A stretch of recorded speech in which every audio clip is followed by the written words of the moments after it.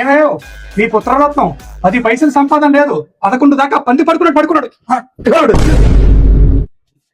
ఆహా సార పడుకున్నారు తెచ్చేది 15,000 గంటకు 1,000 రూపాయలు చొప్పున 15 గంటలు పడుకుంటున్నారు. రేయ్ నువ్వు తెచ్చే 15,000తో బతికేద్దాం అనుకుంటున్నావు. నా వయసుకు వచ్చాక ఇలాంటి పందులు లాంటి పిల్లల్ని ఇద్దరిని మేపితే అప్పుడు తెలుస్తుంది రా నీకు డబ్బులు విలువ. అప్పుడు తెలుస్తుంది.